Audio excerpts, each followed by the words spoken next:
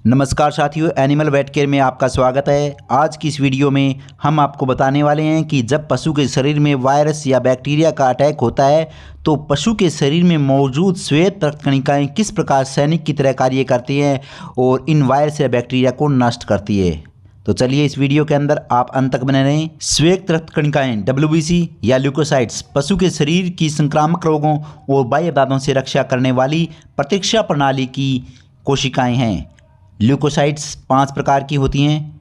Leukocytes पूरे शरीर में पाई जाती हैं, जिसमें रक्त और लसिका प्रणाली भी शामिल हैं। इनका निर्माण अस्थिमज्जा में होता है। इसे शरीर का सिपाही के नाम से भी जाना जाता है।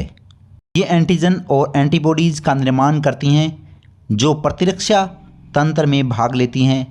एक बार बनी हुई एंटीबॉडीज जीवन भर नष्ट नहीं होती हैं। श्वेत रक्त कोशिकाओं का अपने स्तर से बहुत अधिक बनना ल्यूकेमिया कहलाता है, जिसे हम ब्लड कैंसर भी कह सकते हैं। ल्यूकोसाइट्स के प्रकार: न्यूट्रोफिल, इसिनोफिल, बेसोफिल, मोनोसाइट्स और लिम्फोसाइट्स। लिम्फोसाइट्स में टी सेल, बी सेल और NK सेल शामिल होती हैं। इन सभी सेल या कोशिकाओं का अपना अलग अलग रोल होता है। प्रारंभिक स्तर पर मोनोसाइट्स और मास्ट सेल्स वायरस या बैक्टीरिया की पूरी जानकारी शरीर में जुटाती हैं और इस तरह के केमिकल रिलीज करती हैं ताकि इम्यूनिटी सेल अधिक से अधिक संख्या में तुरंत उस जगह पहुंचे जहां वायरस या बैक्टीरिया का अटैक है। पशु के शरीर में माल्ट ऊतक वो ऊतक होते हैं जो पशु के शरीर के आंतरिक अंगों जैसे कि आमाशय, छोटी आंत, बड़ी आंत, श्वसन प्रणाली के अंग जैसे कि फेफड़ों और गर्भाशय आदि के श्लेष्मा झिल्ली से जुड़े होते हैं। हमारे शरीर में जिस जगह पर बैक्टीरिया या वायरस या प्रोटोजोआ का अटैक होता है, उस जगह पर जो कोशिकाएं सबसे पहले पहुंचती है उनमें न्यूट्रोफिल्स की संख्या सबसे अधिक होती है। न्यूट्रोफिल्स पहली प्रतिक्रिया करने वाली प्रतिरक्षा कोशिकाएं हैं जो संक्रमण की जगहों की ओर जाती है और संक्रमण को नष्ट करने की पूरी कोशिश करती है। श्वेत रक्त कणिका न्यूट्रोफिल पैथोजेंस को खा करके ख़त्म करती हैं, लेकिन अगर कोई वायरस या बैक्टीरिया बहुत अधिक घातक हो और वह न्यूट्रोफिल से मर नहीं रहा हो, उससे फाइट करना मुश्किल हो, तो न्यूट्रोफिल्स उस इन्फेक्शन को, उस बैक्टीरिया या वायरस को रोके रखने के लिए कार्य करती है और इस प्रकार बेसोफिल इस कार्य में उसकी मदद करता है। अगर न्यूट्रोफिल्स और बेसोफिल्स को अधिक ताकत की ज़रूरत होती है तो बेसोफिल सेल ऐसे केमिकल्स को रिलीज करना शुरू कर देती है जो दूसरी इम्यूनिटी सेल्स को जल्द से जल्द उस जगह आने का संदेश देती है जहां पैथोजेंस का अटैक हुआ है। पैथोजेंस का अभिप्राय यहाँ बैक्टीरिया, वायरस या प्रोटोजोआ से है जो पशु के शरीर में इन्फेक्शन पैदा करते हैं। नेचुरल किलर सेल लिम्फोसाइट्स का एक टाइप होती हैं। जब सभी सेल्स मिलकर पैथोजेंस को ख़त्म कर देती है तो नेचुरल किलर सेल उन सेल को खा करके वहाँ पर इन्फेक्शन को ख़त्म करती हैं ताकि यह इन्फेक्शन दूसरी कोशिकाओं में ना फैले। पशु के शरीर में पैरासाइट्स को मारने के लिए एक विशेष प्रकार की कोशिकाएं होती है जिन्हें हम ईसिनोफिल्स कहते हैं या इयोसिनोफिल कहते हैं। बैक्टीरिया और वायरस तो हमें आंखों से नहीं दिखाई पड़ते, लेकिन पेट में होने वाले कीड़ों को हम मल में उनकी उपस्थिति देखकर जान लेते हैं। तो इस तरह के जो बड़े पैरासाइट्स हमारे शरीर को नुकसान पहुंचाते हैं, उन्हें ख़त्म करने का काम ईसिनोफिल्स करती हैं।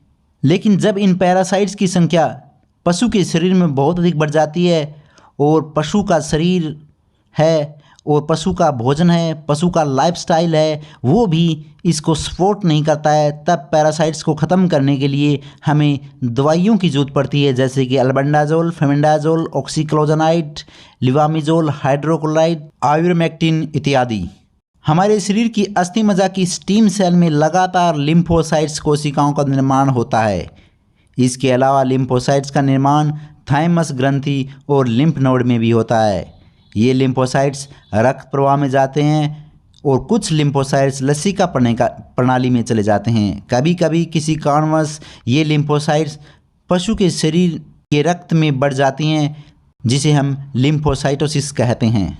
लिम्फोसाइट्स शरीर के श्वेत रक्त कणिकाओं का वो प्रकार है जो न्यूट्रोफिल्स, बेसोफिल, इयोसिनोफिल्स के हारने के बाद अंतिम लिम्फोसाइट्स ही पशु के शरीर की प्रतिरक्षा प्रणाली में महत्वपूर्ण योगदान देते हैं।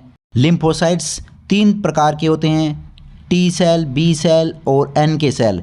बी लिम्फोसाइट्स कोशिकाएं शरीर में एंटीबॉडी के निर्माण के लिए आवश्यक होती हैं। पशु के शरीर में मौजूद टी कोशिकाएं पशु के शरीर की कैंसर कोशिकाओं को मारने का कार्य करती है और शरीर में मौजूद विदेशी पदार्थों को शरीर से बाहर निकालती है।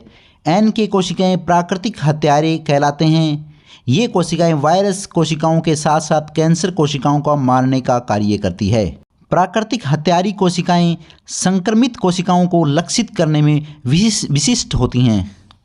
ज़्यादातर मामलों में लिम्फोसाइटोसिस का सीधा सा मतलब होता है कि पशु के शरीर में किसी विशेष प्रकार का वायरल इन्फेक्शन हो चुका है, यानी पशु का शरीर है वो वायरल इन्फेक्शन से पीड़ित है। कुछ विशेष मामलों में कैंसर की वजह से भी पशु के शरीर में लिम्फोसाइटोसिस देखी जाती है। लिम्फोसाइटोसिस का मतलब होता है पशु के शरीर में लिम्फोसाइट्स की मात्रा बहुत अधिक बढ़ जाना।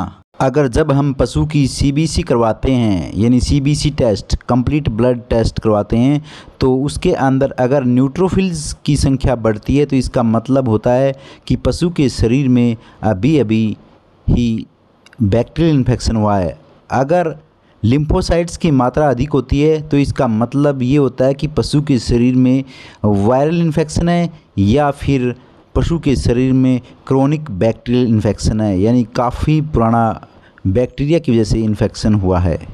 तो आज की वीडियो में बस इतना ही। आगे फिर मिलेंगे नेक्स्ट वीडियो में। तब तक राम राम, बाय बाय, धन्यवाद। अगर मेरी वीडियो आपको पसंद आती है तो आप इसे लाइक, सब्सक्राइब और शेयर करना ना भूलें।